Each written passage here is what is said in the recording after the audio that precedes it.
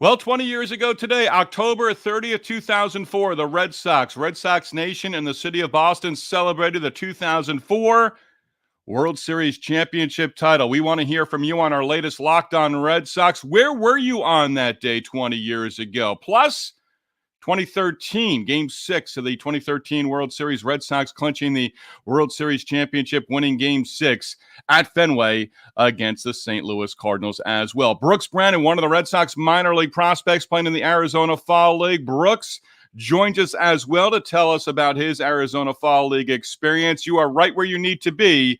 You are Locked On Red Sox.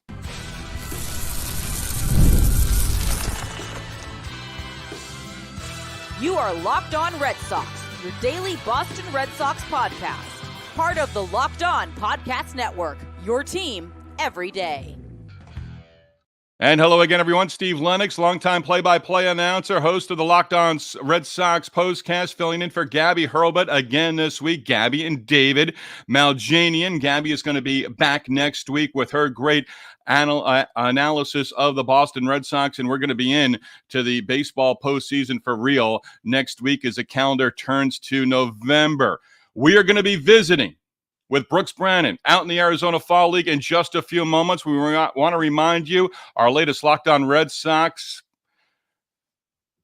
is brought to you by Game Time. Download the Game Time app, create your account, use code LOCKEDONMLB for $20 off your first purchase. Before we get to Brooks, we want to invite you to participate in today's show. If you're with us on the Locked On Red Sox YouTube channel, our everydayers, our first-timers, we want to hear from you. Join the Sox conversation. If you're watching live on Locked On Red Sox on the YouTube channel, hit the comment button and join the Red Sox conversation. You can also hit me up on the X, formerly known as Twitter, at Lennox on Baseball. And 20 years ago today, the Duck Boat Parade in Boston celebrating the 2004 World Series championship title. If you were there, we want to hear your stories. If you have friends or family who were there and you want to share their experiences, feel free. Again, Locked On Red Sox YouTube channel, hit the comment button. We'll get into some of those comments coming up in segment number 3. Red Sox minor league prospect Brooks Brannon set to join us here in just a few moments. If you're with us again on the Locked On Red Sox YouTube channel, you have a comment or a question for Brooks, let us know as well. Want to remind you, Mike Debate has you covered with Locked On Patriots. John Corrales has you covered, Locked On Celtics, and I'm on board again tonight with the Celtics on the road in Indiana taking on the Pacers. We'll have Locked On Celtics postcast on the Locked On Sports Boston YouTube channel within minutes of the final buzzer. Again, Steve Lennox filling in for Gabby Hurlbut. Again, Gabby, now Gabby Maljanian. Gabby and David celebrating their honeymoon right now. Gabby again back next week with Locked On Red Sox. Coming up, we visit with Red Sox minor league prospect Brooks Brannon. This is Locked On Red Sox. And we are presented by Prize Picks. Yes, Prize Picks, official sponsor of Locked On Red Sox and the Locked On Sports Podcast Network. Prize Picks is the best place to get real money sports action with over 11 million members and billions of dollars in award winnings. Prize Picks has made daily fantasy sports accessible to all. You just pick more or less on 2 players for a shot to win up to 100 times your money. Run your game all season long on Prize Picks. With Prize Picks, you can now win up to 100 times your money on Prize Picks with just as few as 4 correct picks. Sign up today. Get a $50 bonus instantly when you play your first $5 lineup. You don't even need to win to receive that $50 bonus. It is guaranteed. Download the app today. Use code LOCKEDONMLB. Get $50 instantly when you play your first $5 lineup. Prize Picks. Run your game. Well, an absolute pleasure to welcome in Brooks Brannon. He is one of the top 30 prospects in the Red Sox organization, according to MLBpipeline.com. And Brooks, appreciate taking a couple of minutes with us from Arizona. First, if you would, kind of give us an idea, when were you told you were going to be one of the Red Sox minor league players participating in the Arizona Fall League? And what were some of the first thoughts that went into your mind when you got that invite? Yes, sir. First, thank y'all for having me. It's really, really cool to be on here. I've never done anything like this before, so it's really, really cool to be on a podcast. But I was told roughly about, I would say, a month and a half before the fall league started. They pulled some of the guys into the clubhouse. I was in Low A in Salem at the time, and it was me and 2 other pitchers and Abe's, who's our farm director, was on there, and he Brian Abraham, who was our farm director, he said, "Hey, like, we feel like you guys have been doing really well. We want to send you to the fall league. Are you guys okay with that?" And we're all like, "Absolutely!" But yes, sir, it was awesome. Was it something that was on your radar, or were you perhaps looking forward to an off season and getting ready for 2025 at that point? So I knew that a lot of the guys who were invited to the fall league were typically, older guys, or guys that, they said the guys who get invited, have a chance of making it. And I mean, coming out of low A, only being 20 years old, like, I wasn't, I hadn't even thought about that, And so the fact that I was able to have this opportunity is really, really awesome, and it feels really good. Give us a summary. We're going to get into that bomb that you hit on Saturday, but give us a summary of what the experience has been like both on the field and off the field. I mean, it's been amazing. I mean, first and foremost, being able to learn and being able to pick so many different guys' brains, I mean, has been awesome. I mean, there are guys who have big league time. One of our teammates, Nico Cavadas, who was actually with the Red Sox organization, then got traded to the Angels. He's got big league time with the Angels, and so being able to pick his brain along with other guys who I'm playing against, like, there's a bunch of other prospects here, like one of my other teammates, Moises Ballesteros. He's in AAA, 20 years old. You can learn a lot from that guy. Same thing with one of the first round picks, Jack Caglione, is here. Drew Gilbert from Tennessee's here. There's a bunch of guys that are here, and you can learn a lot from them. Uh, one of the biggest things, or one of the most influential people that's been here, is Max Ferguson, is one of the guys in our organization. He's helped me out a lot. Just being able to learn has been the biggest thing. Now, you coming off your second full season in the Red Sox organization. The Red Sox don't have any, on-field personnel there. You've got a manager, you've got coaches from organizations. You talk about getting input from other players. What's the input been like for your staff with the Mesa Solar Sox? Oh, it's amazing. I love all the people that are involved. Javi and Braxton, Javier Goddard.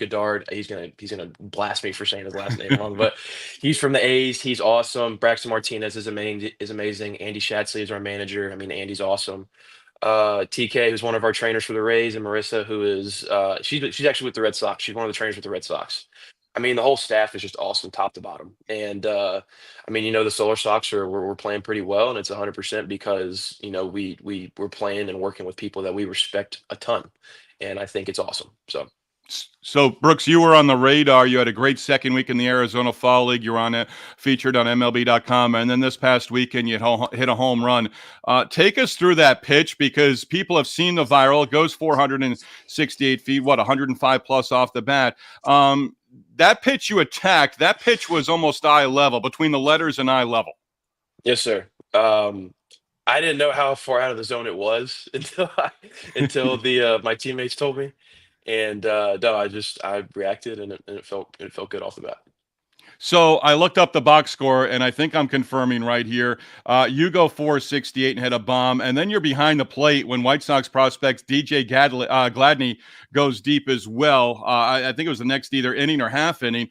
Did you talk to him at all when he crossed home plate, or did you guys No. cross pass after the game? Did you cross pass at all after the game? No, sir, we did not. All right. Uh, Okay. yeah, we he hit that ball, and I honestly, I was there in stuck there in amazement. I was like, I can't show how surprised I am, but that was a bomb, But yeah, yes, sir. So Chad Epperson was a Double A Portland manager this year for the third straight year in the Red Sox organization. I had Epi on yesterday. I go back to my minor league days in the Carolina League, and was in that ballpark in Salem, Virginia, many times that you played in this year. But Epperson, Chad yesterday said, I said, hey, give me a little on Brooks Brannon. And I don't know if you saw it in the email that I sent out with the link or not, but Chad basically saying, you haven't really crossed paths that much. Perhaps you play for him in 2025. He still doesn't have his assignment for 2025 yet. But Brooks Brannon is a yes, sir, and shake your hand kind of man. What do you make of those comments from perhaps a future manager in the Red Sox organization for you? I mean, Epi, I mean, we've worked a lot in spring training, and Epi is a person that I respect a lot, just from the few paths that we've crossed, and we've talked a little bit. I mean, it feels really good to hear that, even being a baseball player, the first thing he mentions is something about, who you are as a person. And that's just, it feels really, really good. And I'm glad that somebody that I respect feels that way towards me. So give us an idea of what your 2024 season was like. You've had some frustration. You've had some learning experiences so far since becoming a pro ball player in the Red Sox organization. How is 2024 different for you than your first full season in the organization in 2023? So my first full year, which was 2023, dealt with some came out of spring training, dealt with some I had a bone bruise in the top of my hand.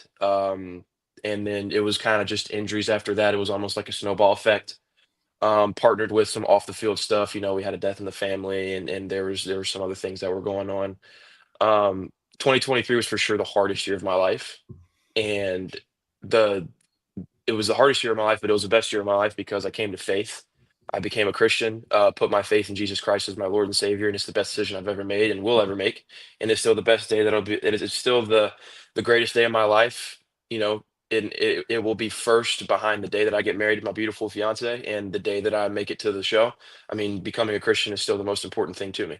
And in 2024, being able to learn about my faith and grow in my faith, and then being able to act on it on the field, and being able to put that on the field, even with the injuries that happened, even with the hardships and the struggles, like being able to live out my faith was the best thing. And so, regardless of how frustrating it was, regardless of the injuries, regardless of other things, I mean, I get to wear a Halloween costume every day, you know? I get to shout out Coach Koshman. He taught me that one, Tom Koshman. And I get to live my life in a way that hopefully honors God, and those two things, doing them together, is, that I couldn't ask for anything else. So So a long time ago, riding the buses in minor league baseball as a minor league broadcaster, got into a conversation who was the faith leader for that particular team, and we talked about a lot of different things, and we got to the point where I'm like, there's a parallel sometimes, and maybe it's the wrong way to part it, but I want to get your thoughts on it. Of like, you have faith, you're a Christian. That's first and foremost in your life. It doesn't take away. And the way the player shared it with me, I've asked the question since. It doesn't take away from you being a competitive person on the baseball field. And sometimes that gets sort of mixed in there as to, okay, they're of the Christian faith, or they have their faith. Maybe they don't compete at a high level. That couldn't be further from the truth. 1000%. So actually, one of my best friends and one of the most important people in my life, his name is Jerry DeOlio. He's a chaplain for the Twins in Florida, in Fort Myers, Florida, and he works for Verity Pregnancy Clinic in Fort Myers. He's one of the best men that I've ever met in my life. He's been one of the biggest one of the biggest earthly examples for how to live out faith and being a Christian. I mean, he's awesome. He's my dude. And the one thing he always says, and I confused that same thing early on in my walk, because I have always been a competitor, and more than anything, I've always wanted to win. And I was struggling with some of the ways that I would compete, and how that would affect me becoming a Christian. And he said, if you want Jesus, go to church. If you want to learn how to hit better, go to batting practice. He's like, don't come here, I got nothing for you, you know? And I think it's one of those things where you just Mikey Romero and me have had a similar, Mikey, he's in Yep, double A. He's yep. one of our top. Me and him have had a very similar conversation as well of, just because, I mean, there's a fine line between being confident and being arrogant. You know what I mean? And confidence doesn't mean you have to be nice. Confidence means you're locked in. Confidence means you're focused on what you're doing, but you don't have to be all happy-go-lucky, lollipops and butterflies and rainbows and everything. Like, if that's how you play the game, just because you got a little pea in your vinegar, like we say in the South, that don't mean that's fine. It's needed in certain circumstances. So yeah, does that answer? Does that help at all, or does that? I think every answer is different, and I think you Yes, sir. nailed it on the head, because it's that it's that fine line. of where you're at. And as you mentioned, with confidence and arrogance, and baseball is a game. You have to teeter on that arrogant day in, day out, because of the grind, because of the failure as well. Going to in a bat, going into a game, all those different things. Give us an idea. Red Sox have a handful of pitchers out in the Arizona Fall League as well. Have you caught any of your guys from the Red Sox organization over the first couple of weeks? Yes, sir. So I caught Connor Steinball, who was with me. He was with me in Salem.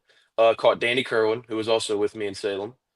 And then Zach Fogel and Cooper Adams. They were in Greenville. So I didn't catch them in spring training nor during the season because they were in Greenville, but I talked to them a little bit during this or in spring training and during the season, and then finally being able to work with them in the fall league has been really, really cool. So when you go out to the mound to talk to a pitcher, what are some of the things that you've learned to sort of stress and maybe stay away from? And is that sort of increased perhaps at all with your Arizona Fall League experience?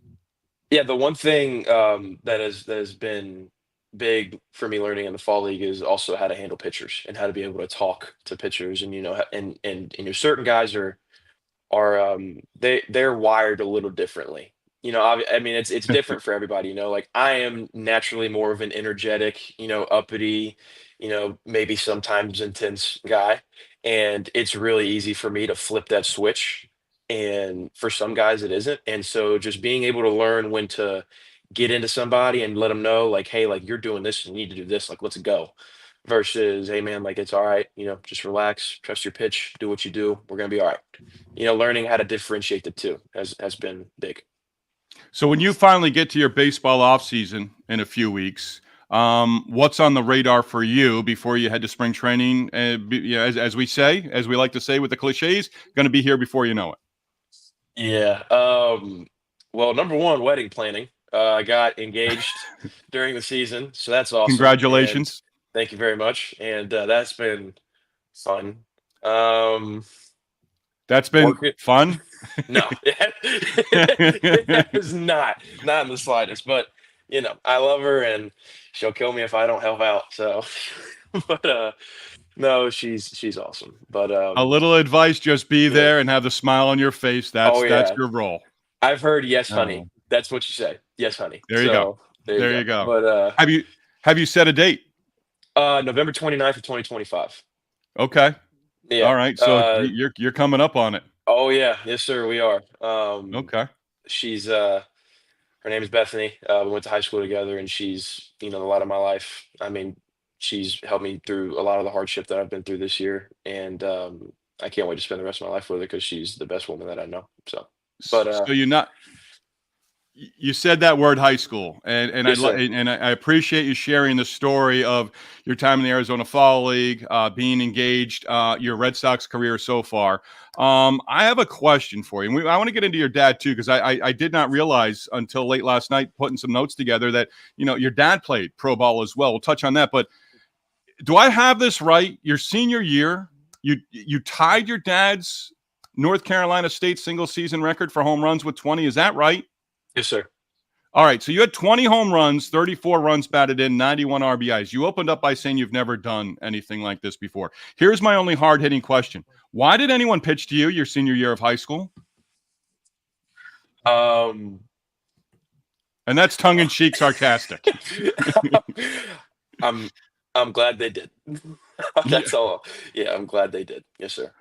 I mean, did you talk about it at all? Was it stuff that you thought about that you might not, RBI situations in your senior year that teams just wouldn't compete against you, that they would do their best to work around you and not let you beat them? As far as the RBIs go, I mean, the RBIs is 100% a team record. I mean, guys being able to be in scoring position, and then, me being able to put the ball in play. I mean, if those guys aren't in scoring position, that doesn't happen. That's just as much of a team record as it is a personal record, You're making a lot of guy in the world of analytics for baseball very happy right now who don't like that RBI number. You know that, yes? I did not, but I'm glad I am. But yeah, that's as much of a team record as it is a personal record, And so I think the RBIs is a testament to my guys who were at Randleman with me, and my brothers who were there. Just us having fun and playing the game. Now you were UNC Chapel Hill commit. You were going to stay in state instead Yes, of sir. if you didn't sign with the Red Sox in July of 2022. Take us through draft day. Take us through the process Oof. of getting drafted by the Red Sox organization and then ultimately making that decision to Right. sign instead of going the college route. I mean, the draft was nerve-wracking. I mean, Yeah. I'm sure as anybody can say. I mean, unless you're, Paul Skeens and you're going one-on-one, but or any of those guys. But I mean, the draft was, yeah, it was a lot. Um, but getting that call in the ninth round and getting that call in the ninth round and saying, hey, like we're gonna take you, like you want to go? Are we ready for this?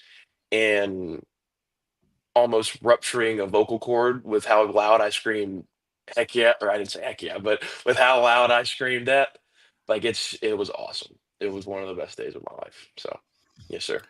So when you signed, does it become a whirlwind from draft day to signing to, now you're a part of a professional organization? And if you could go back a couple of years now to 2022 in that time, is there anything that you would tell yourself that would perhaps calm the nerves and get you going, with perhaps just a little bit more confidence? Um, so whenever you first get drafted, everything is they start getting all the logistical stuff. You sign some paperwork. They send some guys to Boston. So they sent us to Boston, and we were at the game. Do you remember when the Blue Jays beat the Red Sox up pretty good a couple years ago by like 27 runs? Yeah, that was Yeah. what was that that might have been in August, yes, maybe The, end of July. I think it was in July. Okay, That was the game that all of the new draft picks were at. okay.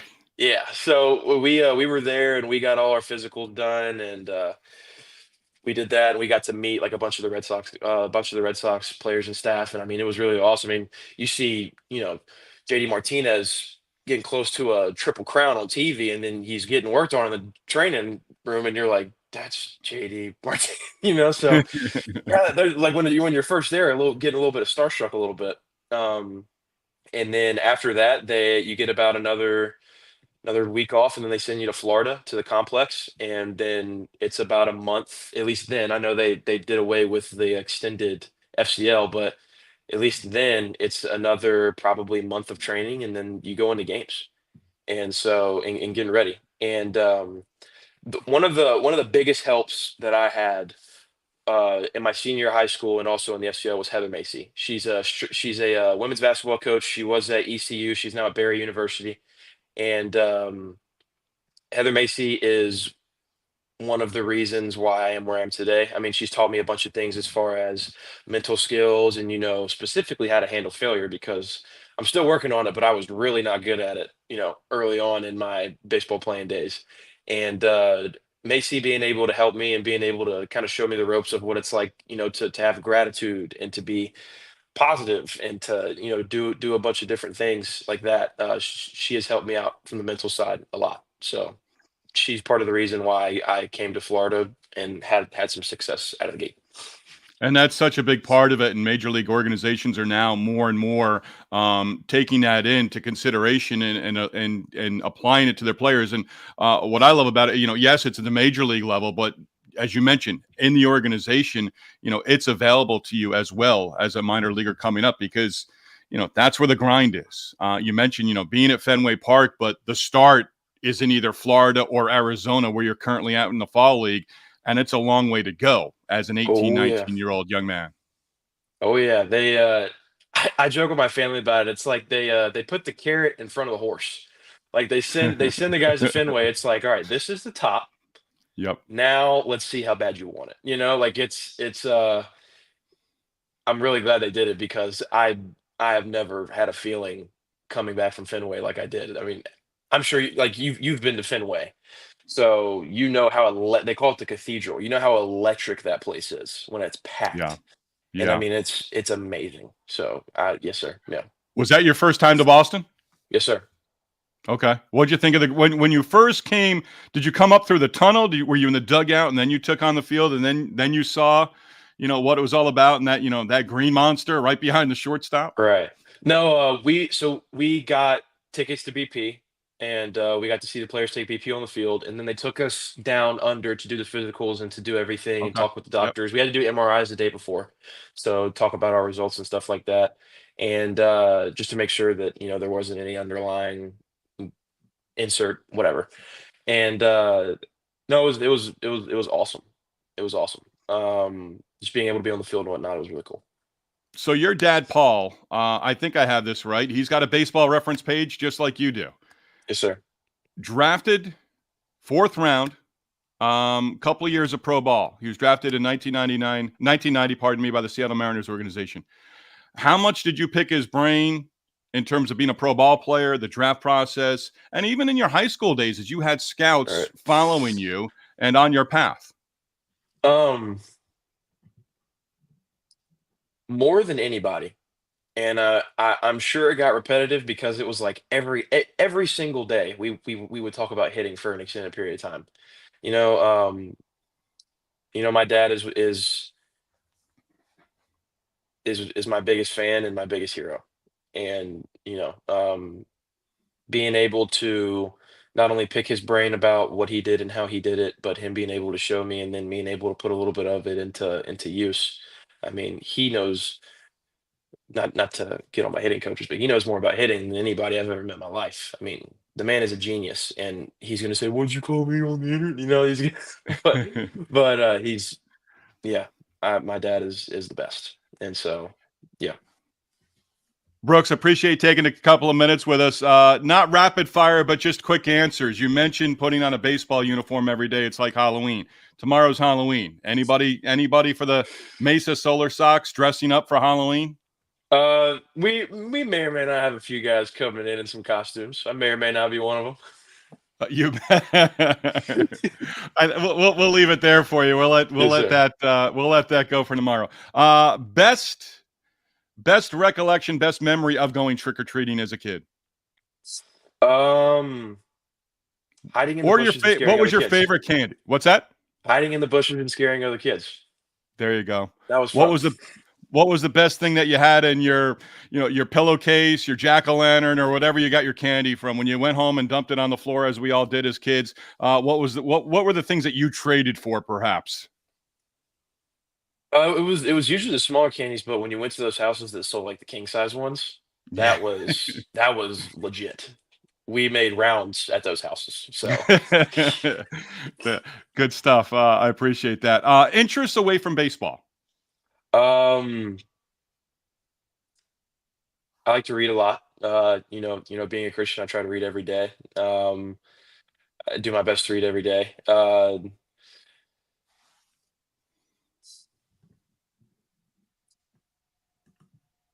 That's Best honestly, that's that about it.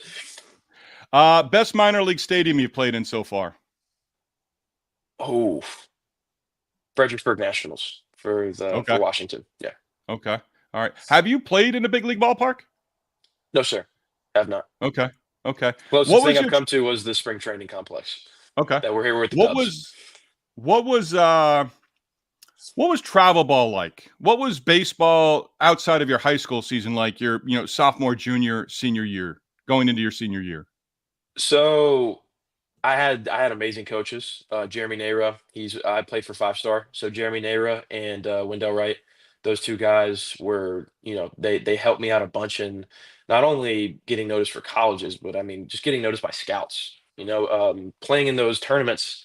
I mean, in Jupiter, in Florida, in that time in October, I mean, there's 200, 300 scouts there lining the fields in golf carts. And so, having them tell me to, calm down, relax, just be you, play the game, you got it. And then having them being able to talk to them on my behalf was amazing. So they were huge in that regard. So summer ball was fun. I enjoyed it a lot. Yes, sir.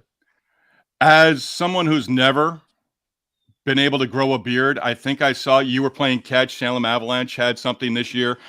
You were in full beard. Oh yeah. in Virginia in the summertime. This is a couple of days growth, it looks like, for you as well. Was there work on that beard this summer? Because that was an 80 grade. That was just a let go. Like, I'm hitting well. I'm not changing nothing. That was Like, I let it go. I never knew I could grow a beard either. This is honestly new for me. So okay. yeah. Yes, sir. So you're going well. You Yeah. continue going. You can't Yes, argue sir. with that. There you go. Brooks, absolute pleasure. Thank you so Yes, much sir. for taking some time with us. Appreciate it. Enamored with your talent. Enamored you as a young man. Perhaps our paths cross down the road, but wish you nothing but success going forward. And you're a year plus away. But congratulations to you and your fiance, Bethany. Yes, sir. Bethany as well. Wish you all the best.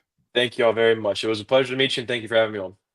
Brooks Brannon joining us here on Locked On Red Sox. Great stuff from Brooks. He was absolutely terrific. Hit on a lot of things, understood my sarcastic humor, and I love the story about the draft process of going to Fenway Park with the draft class from a couple of years ago, and the whole experience. And a young man that's on the radar as a prospect in the Red Sox organization. 2025 will be a big year for Brooks Brannon, and look forward to chronicling that as we go along as well. Jen McCaffrey from The Athletic is going to join us tomorrow. And Jen had an interesting article for The Athletic that she released earlier today. I'm going to go into that just a little bit. It's on the pitching side with the Red Sox organization, and that's next.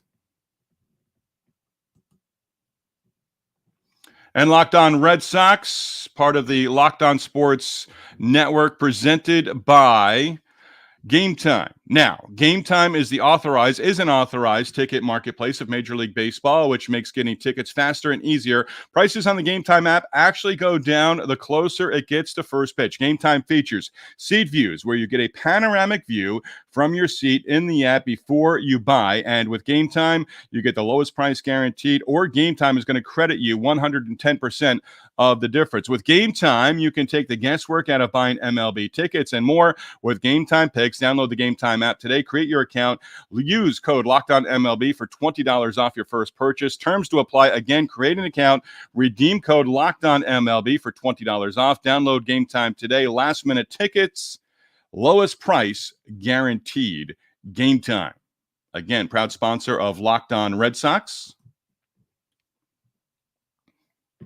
So again, our thanks to Brooks Brannon for joining us. Again, one of the top 30 prospects in the Red Sox minor league system, that according to MLBpipeline.com. Working on having someone from MLB Pipeline on with us Friday, perhaps Jonathan Mayo, perhaps Jim Callis, working on that to put together perhaps for Friday. Jen McCaffrey, I mentioned, from The Athletic, covers the Red Sox for The Athletic, is going to join us on Thursday as well. No comments on the Locked On Red Sox YouTube channel. That's okay. But where were you 20 years ago today? If you're with us, you can also hit us up with your comments that I can share Thursday, Friday. Where were you on the X at Lennox on Baseball? Where were you 20 years ago today as the Red Sox were back home in Boston, celebrating the 2004 World Series championship, winning in 4 games over the St. Louis Cardinals? Where were you 20 years ago today? Were you on the parade route for the Duck Boat Parade in Boston? Would love to hear your thoughts and share them as well. So again, I mentioned Jen McCaffrey as we're going to be getting out of here. If you have The Athletic, Jen is a great cover, and there goes my phone in the picture right there. But Jen today writing about Craig Breslow, and hired a little over a year ago to present day by the Red Sox organization. Then he hired Andrew Bally as the team's new pitching coach, and then they brought in Justin Willard as well to oversee the entire organization's pitching structure from the farm system to the major leagues. And there was a quote in here that I got in Jen McCaffrey's article. Again, Jen covers the Red Sox for The Athletic. She's going to be our guest on Locked On Red Sox on Thursday. This from Craig Breslow. I think we're in a significantly better place than the time I took over. Breslow said at the end of the season, there's increased emphasis on pitching development. I think Justin Willard has done a great job. I think Andrew Bally has done a great job. We can point to some guys who have come up throughout this season and have impacted our club in a really positive way, whether it's Guerrero out of the bullpen, Fitz or Priester, or Slayton, who wasn't with the organization at the time last year. I think we're on the right track. but we have work to do. And again, I've stated that, whether it was Locked On Red Sox Postcast late in the season or even filling in for Gabby last week and this week, it's going to take a little bit of time for the Red Sox organization to continue to build up the pitching. And if they're going to go out on the free agent market and make a splash, whether it's the bullpen or in a starting pitcher, if it's Burns or Fried, in the future, and you've had Houck, we've touched on it, Houck, Bayo, Crawford this year. Those were three significant contributors to 2024. Ups and downs, learning experience for 2024. And hey, didn't make the postseason, so you've got to take everything that they learned this year and hope health is a big factor in going forward. The bumps and bruises they took this year, Bayo, Crawford, Houck, maybe they're learning experiences for the future. But it's going to take a few years. I think it was either 12 or 14 of the 20 draft picks from the 2024 Major League Baseball draft, the Red Sox taking pitchers. Now, high school, college guys, it's get them in the system, implement the philosophy, and have them go forward as well. I think that's a big part of what the Red Sox have. And it's going to take time, and nobody wants to hear about it taking time. But that's what it is. These guys are going to take time to mature, to get better in the minor league system. But Priester, Fitz, Slayton, a huge find. Wasn't part of the organization a year ago. Had a terrific year. And at the end of the season, and perhaps into the offseason, and perhaps into spring training, Slayton's going to be one of your options as a closer for 2025. That was a great find by the Red Sox organization. Again, mentioned 20 years ago today. Want to share one quick story before we get out of here. Reading Terry Francona's book right now. Terry Francona, his Red Sox years with Dan Shaughnessy from that 2004 season, winning the World Series championship, getting back into town early the next morning after winning Game 4 in St. Louis. And then 2 days later, 20 years ago today, the Duck Boat Parade in Boston.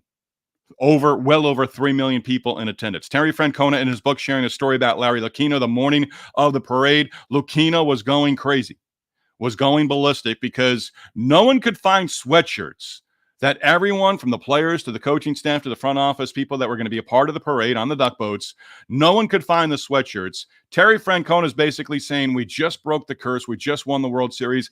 I don't want any drama. Lucchino was going off the walls, blaming different people, clubhouse guys, and the sweatshirts disappeared. That was the story from from Terry Francona in his book. I encourage you to read it. It's an outstanding book. It really is. It's taking me some time to get through, but I'm thoroughly enjoying it. Reading it more of like a textbook and homework rather than just reading through it and enjoying it. I'm going to give you one name as we close out for the offseason because this popped up on my Twitter feed today. Talk about free agency. I don't know what his contract status is in Japan, but think of this name, and he's got ties to New England. Do the Red Sox perhaps have Anthony Kay, a left-handed pitcher out of UConn years ago under Jim Penders? Do they have him on the radar? Kay pitched 7 strong innings for the Yokohama Bay Stars in the Japan series, and he was up on my social media feed today. He's pitching the big leagues, Blue Jays, Cubs, and Mets. First-round pick, 31st overall, out of UConn by the Mets back in 2016. He's going to be 30 next March. And there are a couple of, I believe there's 2 pitchers that are going to be posted by Japanese teams for the offseason.